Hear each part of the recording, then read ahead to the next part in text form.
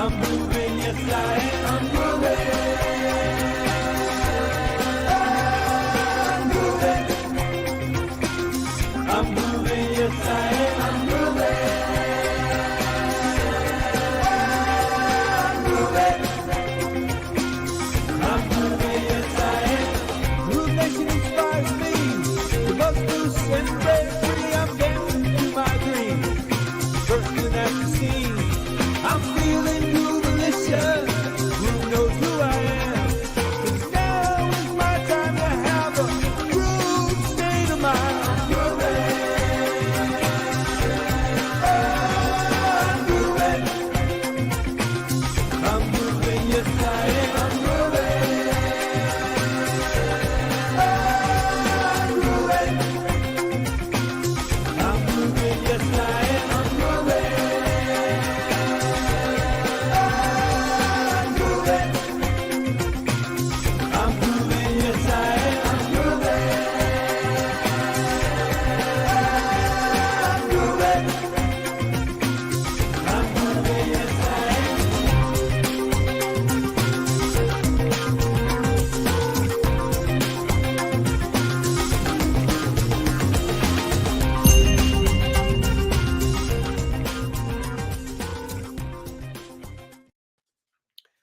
Hola, hola.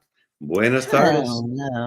Hello. So StreamYard, the service that we use to stream these live events, is saying that it's not streaming to Facebook today. So we may not have very many people around asking questions because our stream is not working. But we'll get the replay up there for sure. Okay. Well, we will have a lively dialogue ourselves, and then people That's can right. catch it live or they can catch it later. We are still live on YouTube, so. Awesome. And we're talking today about innovation and creativity. They kind of go together, but not exactly. It's kind of a little different. So you're the creative one, Donna Fox. So tell me, what's creativity mean to you? So I'm having deja vu. I feel like we've talked about creativity and innovation before. Because I realized that what I was about to say is something that I feel like I might have said with you. Really? Well, what were you going to say? Because I was going to say that I think that creativity is combining, is the act of taking ideas and generating something new. And innovation is changing and adapting something that's already existing. So my recollection. So you know what we did? Did we mess up a topic? I think we switched that. We didn't talk about vitality and balance, did we? Yet. Oh gosh, we've had so many conversations virtually. No, we had a great conversation on connection and empathy, right? Yes. And then we had right after that, we were supposed to talk about vitality and balance, but we talked about innovation and creativity. So today we're supposed to talk about vitality and balance. That's what we're doing. OMG, man. Okay, now I am woefully unprepared. So I guess do we still want to talk about creativity and innovation and because we already did and balance? No, man. Let's okay, because I do have very strong opinions about this balance thing. So vitality and balance, we're switching it up. We're going off the grid, and all of my research over here is completely outdated. So we're going to forget all that research and and have a little fun. Hey, I'm seeing you being very vital at this very moment, full of vitality. So what does that mean for you? Oh, well, let's see. Vitality means that you are connected with your reason for getting up in the morning. I think that's what vitality is. I think it's more than just life. I mean, from a fundamental, flat out, basic perspective, it just means, having life or showing the presence of life. But to me, I think it means more. It means a reason for living, not only in fact living, but connected to the reason for it. So interestingly, yesterday I had a great session on GrooveGrowth with Igor Kafats, who's one of the list building geniuses of the world. And that Mhm. was at our last Groove Mastermind, which is very cool. That's where we first met. And he talked a lot about self-image, about how important self-image is and how the lack of a self-image is going to hold you back from getting to a particular level, and almost as if it were because you have a lack of vitality to make it there. What's your take on that? Um, I've I haven't heard him say that, and I haven't thought about it, but I do think that there is something that rings true about that to me. Um, you know, I have a very strong self-image. I have very well thought out avatars for when I'm doing different tasks. And those things are like my personal role models, if you will. And this idea of who I'm supposed to be when I'm at my best uh, helps me mold and drive and define my actions every day. So I Mhm. feel like if I didn't have so much clarity in that space, I'd be maybe a little bit more lost and probably less likely to develop into that person.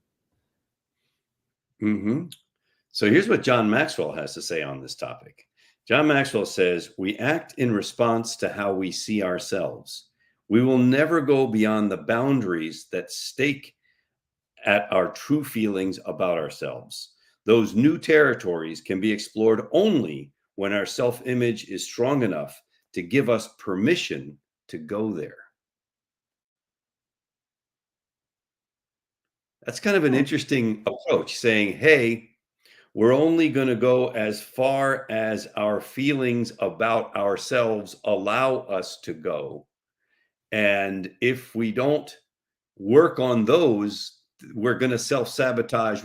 And you hear about that all the time when it talks Yes. abundance mentality, prosperity, all that stuff. You're going to Mhm. sabotage yourself over and over until you figure out a way to get that inner game going, um, to open up to that. I think there's a lot of power in that.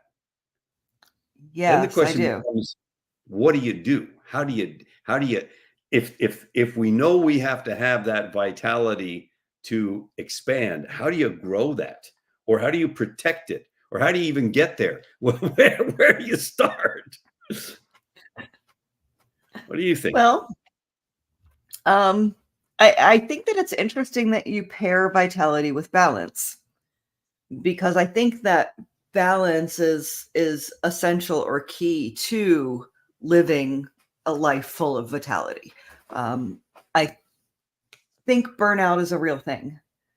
So without that clear direction, clear focus, um, we see this a lot with entrepreneurs. They often can't tell whether they're working or not because it all looks the same to them. And we've heard that said in a positive light. Oh, I'm on the beach and I'm having fun and, can hardly tell I'm working. I'm networking, whatever. But there's a negative side to that too, where people are not actually working, but they are in the mental state and position and activities of work, but they're not being productive, and it's because they're burnt out and that they don't have balance. And that chips away at your vitality. You're saying that no one procrastinates their way to the top? I don't know, maybe. I'll let you know. Kind of. I mean, yeah, I was just saying that there is an Yeah, element where you're sitting on the beach pretending like you're working, but really you're procrastinating. You're probably not going to get that far. Just saying. probably not. I can't imagine that there are very many successful, lazy people. So then, from that perspective, getting up in the morning and feeling vital, Mhm. I know that there's the obvious, okay, you got to be well enough rested, you have to do all of that. But what other things do you do to stimulate vitality or to bring it up, hit the switch? What does that look like? Got it. So, personally, Hmm. one of the things that I do every day is I journal out the bad stuff. All the things that I'm stressing about, worrying about, um, I just kind of get it out. Like it's almost vomiting thoughts onto a page. They come out with that level of, and I think those things build up overnight. Like our dreams start to put some junk into our mind. And then in the morning, I journal and I clear that out. And any fear that comes up to me or any challenge or any stress, I just get it out on paper.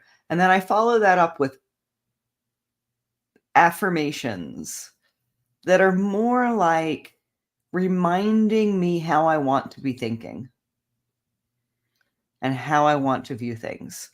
Not necessarily if I say I am a millionaire 100 times, I'm going to be a millionaire. It's not an affirmation like that. It's more like, creative ideas flow to me easily. That is a way that I want to be thinking about myself. So that's Hmm. one of my affirmations. So that is how I start a day vitally is, you might even argue I start it vitally the night before when I plan what I'm going to do the next day so that I at least have direction at the beginning of the day. But then I make sure that my mindset is focused in the right way. And it makes a Yeah. huge difference to my day. So, in essence, what you're saying is that there's a disciplined process that you employ. It doesn't happen by accident, that you have a plan, a series of habits, if you will, that you Yes, engage in to give yourself a much better shot. that is correct. That is 100% correct. And I think that that's a combination of a routine, like a morning routine. I walk my dogs every morning. Once it's warm enough, I'm in my pool every day as part of my getting ready for the day process. Mm. Um, but some of it is just also practice, like a practice of yoga or a practice of doing art or a practice of being contemplative and thinking about my day, thinking about what I could have done to make it better at the end of the day, thinking about what my wins and losses were from that day. Um, those are more like practices. They happen when they happen. So I think both of those are important to my vitality is, both my routine, the things that I know when I'm not capable of making decisions because I've just woken up and I'm not really thinking yet.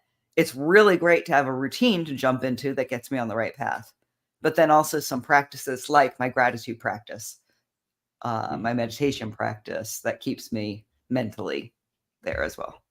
You know, I don't, I'm really struggling to think of anyone that I know that is at the top of their game that doesn't have that. Something that they do. Hey, I get up in the morning and I do this to get my mind straight. I do this to get myself in the right space. It is so, and yet, so we hear about this so often. Mhm. I'm asking myself the question, why don't other people do that? Why don't most people say, hey, instead of turning on my favorite music when I first get up as I'm brushing my teeth and having a cup of coffee, why don't I do something to clear my mind, to open that space, to put the circuits open or whatever? And it doesn't happen. I love this quote.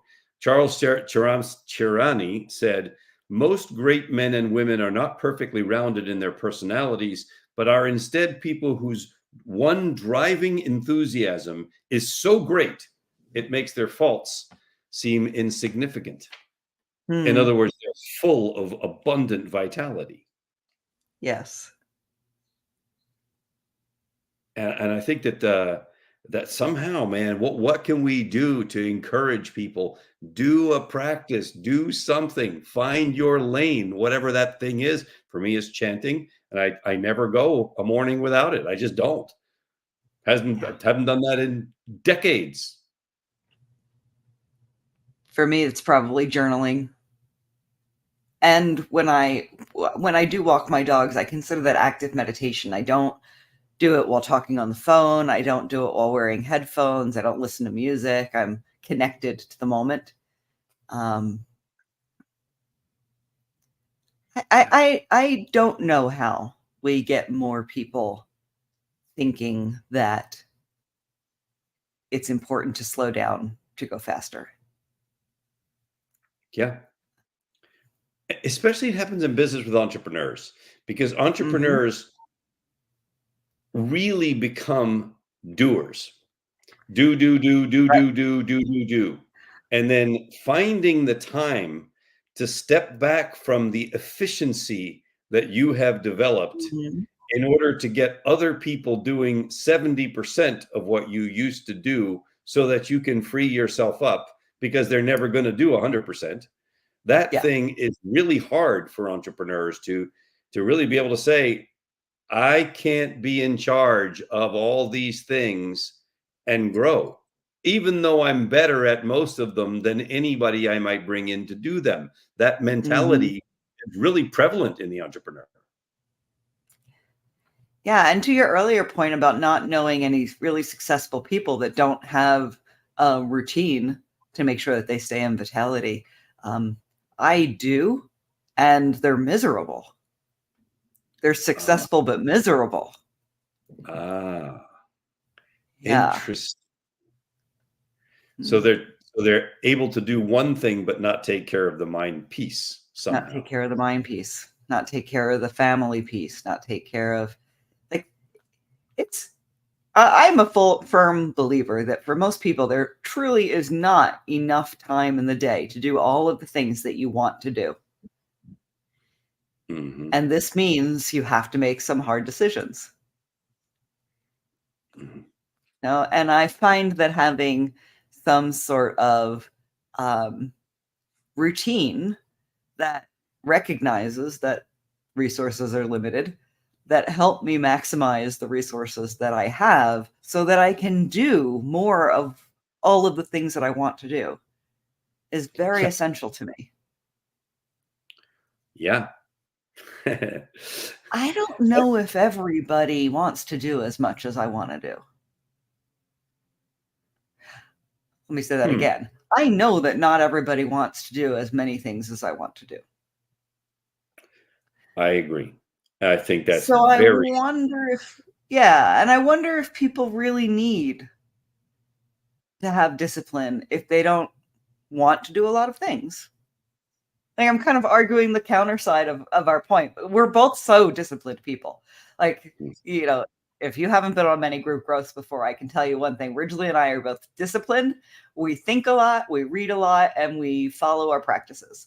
So, and we recognize that that is like a lifeblood of who we are. It's core to our personalities. But and I think that I find that that's the better path, because, and that's why I chose that path. But I don't know if it's the better path for everyone. And you know, that I guess I would say, because talking about the balance thing too, one of the things I would say is that there are a lot of people who say or express that they want to do these big things, to achieve these big things, to become all of that.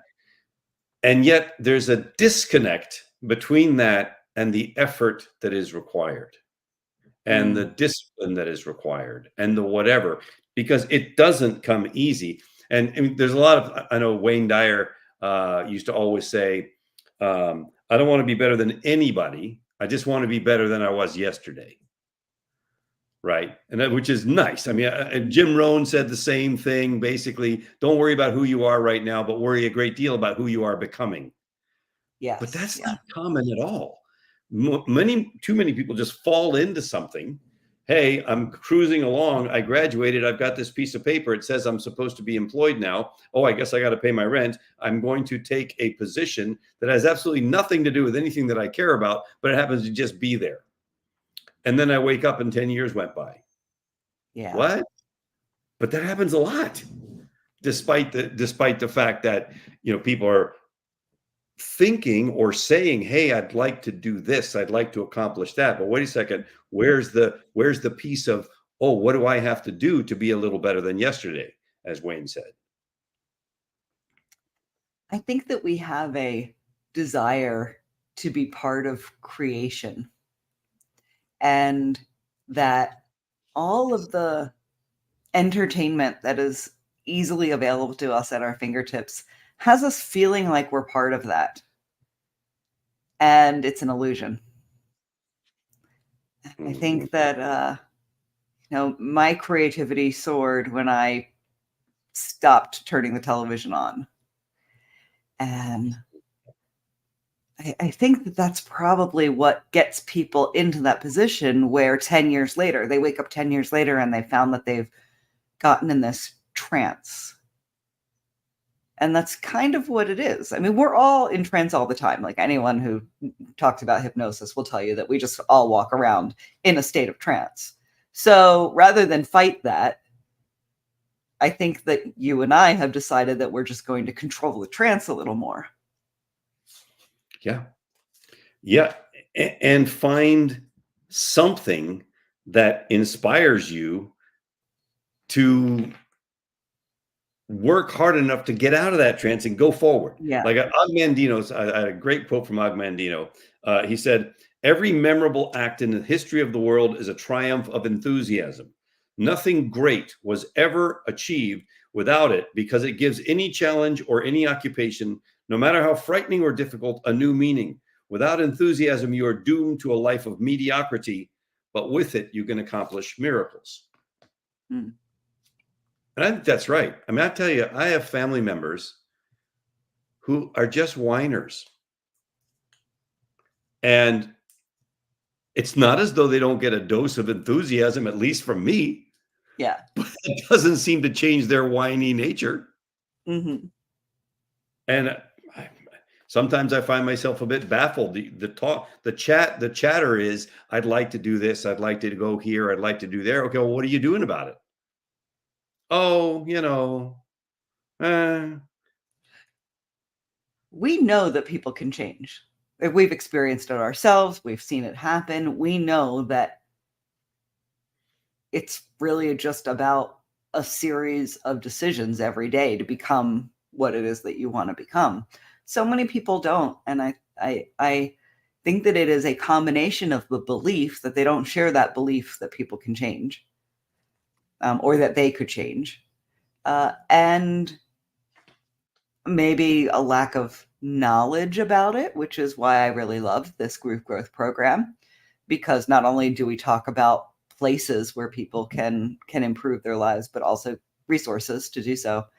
But then I do think that there's a big part that's just, it is not laziness. It is inertia. It is science. It is, we are scientifically designed to preserve our energy. I think that interferes too, It seems hard. I don't know how to do it. I'm just not going to entertain the idea. Yeah, I think that's largely the case. And at the same time, the reality of most succeed not because they're destined to, but because they're determined to, is also very real. But I don't know how to wake up the determination. And I also find that if things have been a little too easy or a little too steady for a little too long, it doesn't really wake up.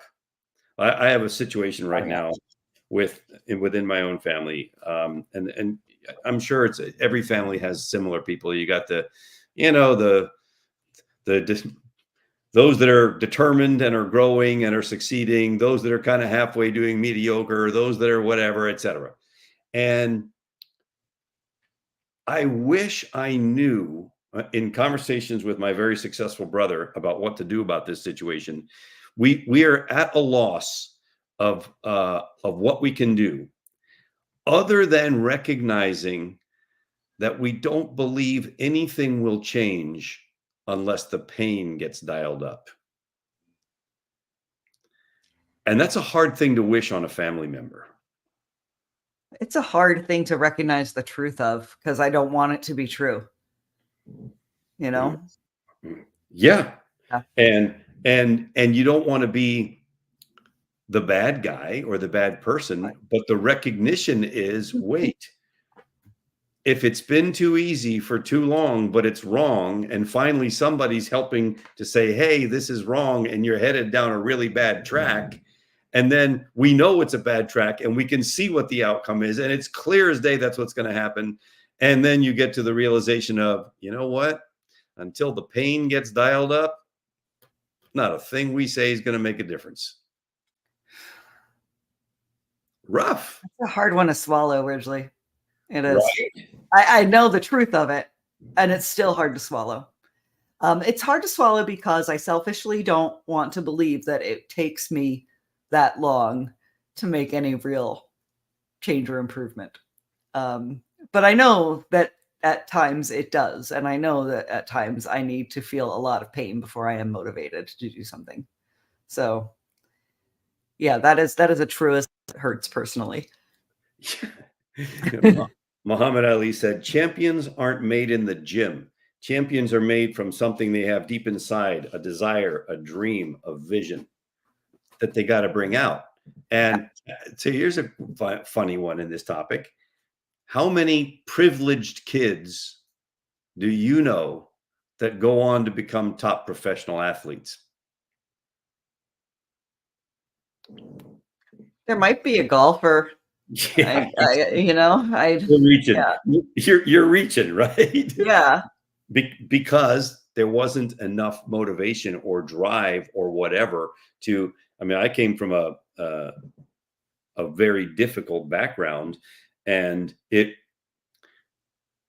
I can totally see why I have this work ethic, why I have this stuff, and I don't even have to work this hard, but I do it anyway.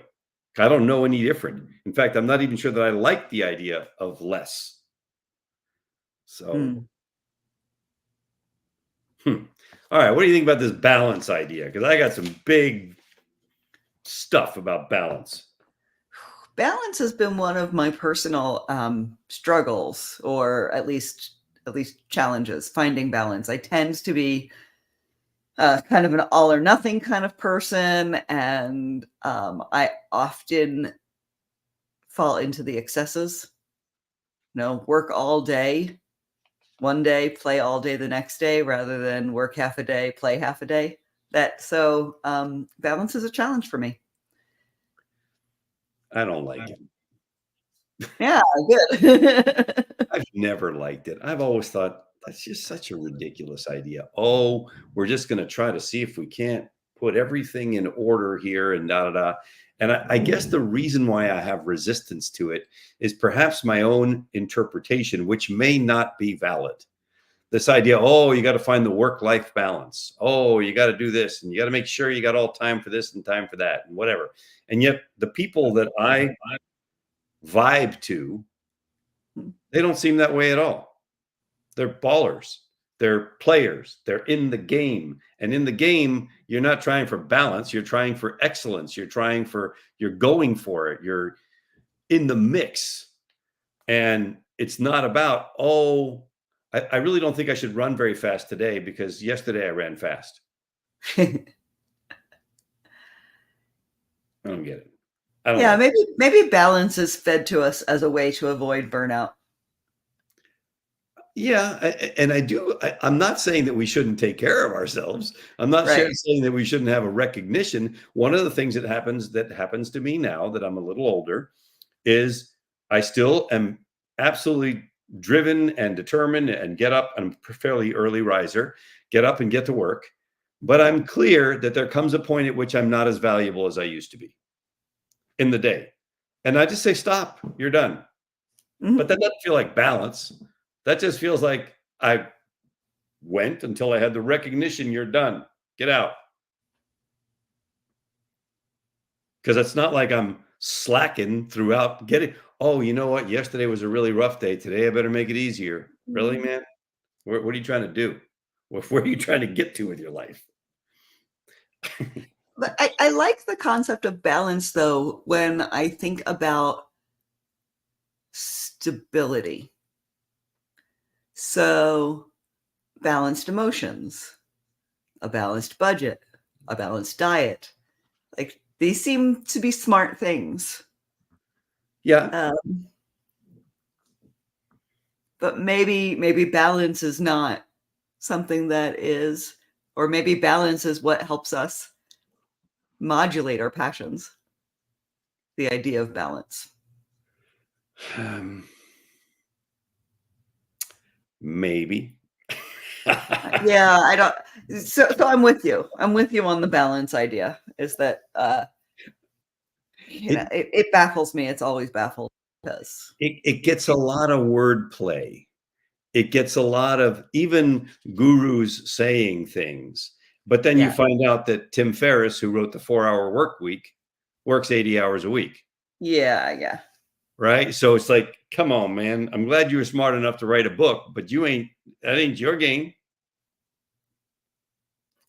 Yeah, it might be within that world of advice that there's some advice here, but it's not really for me. Kind of like the find your why.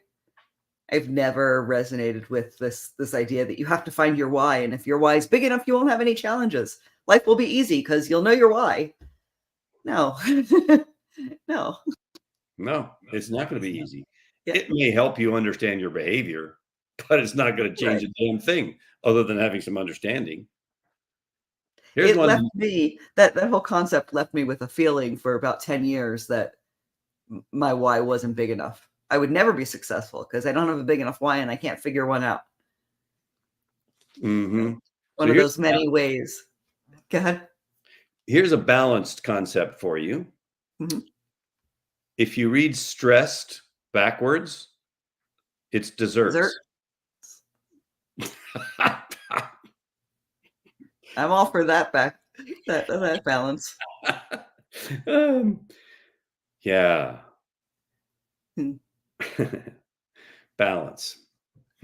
I do think when I think about them in conjunction with vitality, I think that it is finding the balance between an obsessive drive to whatever that is, and a need to be. How about that? Balance is about balancing the drive to with the need to be. The drive to. That's my new definition. That's pretty strong, Donna Fox. That's pretty strong. Yeah. I say I think, yeah, I'm kind of liking that. So I like what you said earlier. The concept of a balanced budget, a balanced diet, a balanced sleep pattern, etc. Embracing those things that enhance your ability to be more, do more. Mm-hmm. I agree with the value of that and think that element of balance is good. It's just the overall concept of it that I'm like, it seems like, am I going to go there? I guess I'm going there. It seems like such a wussy place to hang out. I'm sorry. No, I have that issue, and I'm very similar for very similar reasons with the concept of karma, which is a balanced concept. And that's my beef with it, is that to understand karma, you must understand that good and bad are in equal amounts. And I don't want a world that's like that. So maybe that is also part of my rejection of balance. If I succumb to the idea that I must live a balanced life, then I must live a life that is equally good and bad. Maybe I don't want that. So let's introduce the concept of attitude into this, like a positive attitude. So, because a positive attitude may not solve all your problems, but it will annoy enough people to make it worth the effort. Just say it. I find that super funny that people get mad at me because I'm too positive. Yes. Right? They're like, Yes. what? I mean, and you know me well enough to know that I really am this way pretty much all the time. And it didn't come without effort, but I find that super interesting that like, well, you can't be as positive as you. I have heard that multiple times. Also, that I'm too good. Ugh, you must be so hard to be friends with. You're so good. Wouldn't that make me easier to be friends with? Yeah, well, I'll start being bad at things and see how that works. Yeah. Right? I mean, well, I guess I can embrace what we talked about in terms of the of the balanced diet and the balanced whatever. But the other piece, I'm like, I don't want to be balanced. I don't want to be like it feels so vanilla. Y- I mean, everybody knows that I have taken up an interest, maybe even a passion in artwork. Hmm. And if I could be healthy and spend 16 hours of my day painting, I would do that because I love doing it. But I don't, because I couldn't do that and be healthy at the same time. I mean, I suppose that that's balance.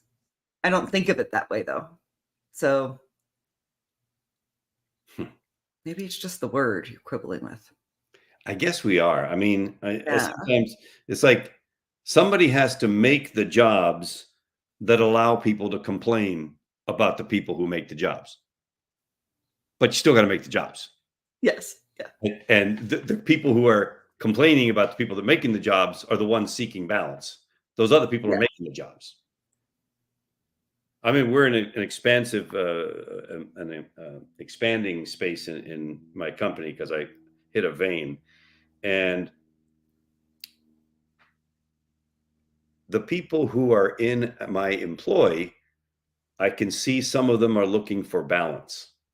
Whereas me, I'm like, no, when you hit a vein, you go faster, you go deeper, you go Yeah. speedier because you don't know when that vein is going to dry up or when there's nothing left. So now is not a time. And of course, what does that mean? It means I have more challenges, more problems, more aggravation, more whatever. All of those things have increased as well. And it damn sure doesn't feel like balance to me. Even though it's in the interest of prosperity and growth, it's not a balance thing. No. So is balance something we should strive for or accept?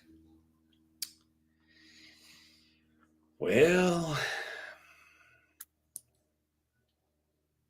maybe it's more of a little of both. Striving for when you're going a little too fast and accepting it as being a good thing in the areas that we talked about, like a balanced Mhm. diet, about that kind of thing. I do think like I remember a quote. Somebody said, "When fortune smiles at you, embrace her." And I get that. I told her, okay, embrace that fortune when she smiles at you. But I don't think, and that somebody would be, oh, well, that sounds like a balanced approach. I'm like, well, no, it doesn't, because when fortune smiles at you and you embrace her, we're also embracing all the problems that come with that fortune. And I'll never forget my mentor saying to me, he's a very wealthy guy, very wealthy. And he said, I don't really have any friends that are worth over $250 million. And I said, why not? He said, because they don't have any freedom.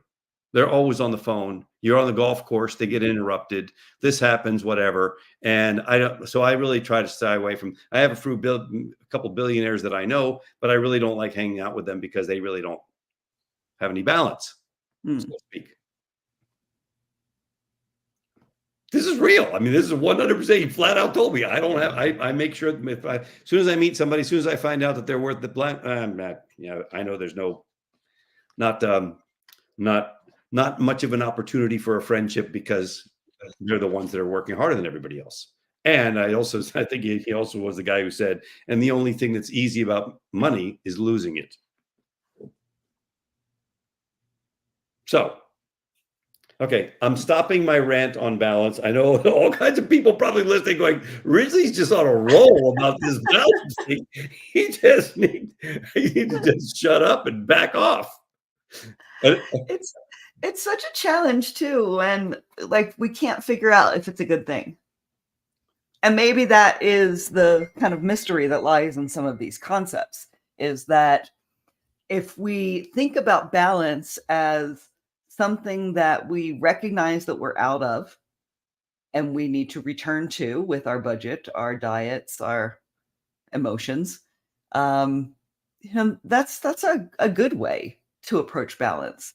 But if we use it as a reason to stop what it is that we're passionate about, striving for, working towards, that's a negative application of balance. If I stopped painting, not because I was tired, but because I said, oh, I've been painting for 4 hours, I should stop because it's time to stop and give myself some balance, that feels problematic. Mm-hmm. Teddy Roosevelt said, there has never yet been a man in our history who led a life of ease whose name is worth remembering.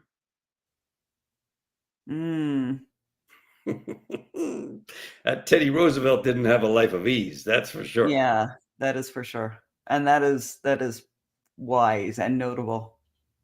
Right? So, And I still keep talking about balance because I'm really mulling it over now that we're talking about it and thinking about it. I don't like the opposite. I don't like unbalance. I don't like imbalance. Yeah. I don't know if I agree with that, because the thing is, like I've been watching people who retire. And I'm of the age that I have many friends who are in that space where they're retiring. Now, the ones that have been working for a job for a company for a very long time, I understand that a lot more. They're sick of it. They reached I'm thinking, for example, of my sister-in-law. She's been with the same company since forever. Management changed. Her boss became a real piece of work. And for the last 2 years, she's been miserable. And so she clearly just wants to get out of the game. And that I understand. Well, what I see from entrepreneurs who retire is they either get bored or old really fast. And I'm interested in neither bored nor old. I'm with you there. Right? And so with that in mind, I'm like, oh, you've worked all your life. It's time for you to retire. Really? For what? So that what? Like, so that I can enjoy the golden years being a nebbish? Right. I mean, I'm sorry, but I like this. Keep on going, and the chances are you will stumble on something, perhaps when you're least expecting it. I have never heard of anyone stumbling on something sitting down. It's a good point. Call me crazy. I just think that the finding that vitality to keep going, to get up again, to once again, okay, I fell down. What are you doing? Are you lying there? Are you getting up? Or are you maybe even contemplating the stars? All possibilities, but the idea of, I love this. Where there's a will, there's a way. And where there's not, there's an alibi. Isn't that what people do? They do it all the time. Oh, it's this. Oh, it's that. It's that. Blah, blah, blah. The easiest thing for a human to make is an excuse. And they do it a lot. Like way too. I mean, if you have a talent, why in the world shouldn't you want to use it? Why in the world wouldn't we want to put it out there? And everybody has a talent if they're willing to look. And on the balance thing, one of my favorite sayings is, if you go the extra mile, you will find a stretch of road on which there's hardly any traffic. Mhm. There's just no traffic on the extra mile. I like the extra mile. That's where I guess I get bugged by this balance thing. The extra mile doesn't feel like balance to me. It feels like, no, come on, dig a little. Get Yeah. it. Get it. Just come on. I had the other day, I had hopefully 1 out of the 2 times a year this happens to me, where I was knocked out by a head cold, just knocked out. Mhm. It was going all around my family, and I was the last guy, last man standing, and I thought, yes, I beat this thing. I got it, whatever, and woke up going, and I knew that the best thing that I can do if I catch it fast enough is go back to bed. Just Mhm. go sleep and sleep it off. Sleep, sleep, sleep, sleep. But I also knew that I had a GrooveGrowth in the afternoon at 3 o'clock with somebody that I was never going to catch up again with, because it was going to be like, took me forever to get this. And Mm. so I literally just stayed in bed until 2:30, got up and said to myself, okay, Ridge, here's the deal. You're going to hit the switch. You're going to hit the switch and you're going to switch on. Mhm. And then you're going to do the GrooveGrowth, and then you can turn the switch back off again and go back to sleep. And that's exactly what I did. But that ability to hit that switch, it's because of so many times that something has come up that was difficult, that I reached for that extra energy, that I didn't stay in a space of balance, that I went to draw on the vitality from somewhere to where now I know I have the switch, and the switch is just hit it, and then you can rest afterwards. And it ended up being great. I ended up having a great conversation. In fact, it was so good that I forgot that I meant to tell you that you need to listen to this because I thought it would be something you would really enjoy. It was Stephen Memel, by the way, Stephen Memel, Memel. I don't think it's out yet, but really, really good. I think he's a guy. He coaches Maroon 5, Lauren Bacall, Drew Barrymore. He's a high performance coach guy. Well, yeah. And he said some great stuff about the power of switching on. And I didn't tell him that I'd had to do that to show up at that GrooveGrowth. And it was at the very end that I said, I got to tell you something, man. Once we stopped recording, I got to tell you, this is what happened to me. And he was like beaming. He was like, damn straight, bro. I get you. That's right. And I love that part. So anyway, hang me upside down and call me a portrait. That's all I got to say. Why upside down? I don't know. You can be hung right side up for a portrait. All right. Any final thoughts you have on this balanced vitality thing? Yes. Yes. I think that it was Stephen Pressfield in The War of Art talked about what it means to be professional. And that rings and resonates with me so much more than this idea of balance, where professional means you show up and you do the work. And I want to be a professional human. I want to be a professional growth hacker, someone who shows up every day and does the work to be the best me that I can be. And thank you so much for helping me with that journey, Ridgely. These GrooveGrowth times have been so perfect to connect, and especially our conversations together help me get some clarity on the way I'm thinking about things. But you just provide such amazing opportunity and insight, and the Groosters are so lucky to have you. Well, thank you very much. I love this quote from Sam Ewing, who said, hard work spotlights the character of people. Some turn up their sleeves, some turn up their noses, and some don't turn up at all. I think I'm going to stick in my lane, turn up the sleeves, and keep on going and, swing hard. I'm not interested in bunting. I want to knock it out of the park. I love that. I love you, Donna Fox. Thank you so much. Take us on out of here, and we will reconnect next time, prepared, because I'll know what the topic is supposed to be. All I did enjoy this one. I love all of our conversations. We could show up with nothing and still have a great talk. Thank you. Thank you. Thank you, everyone. See you next time.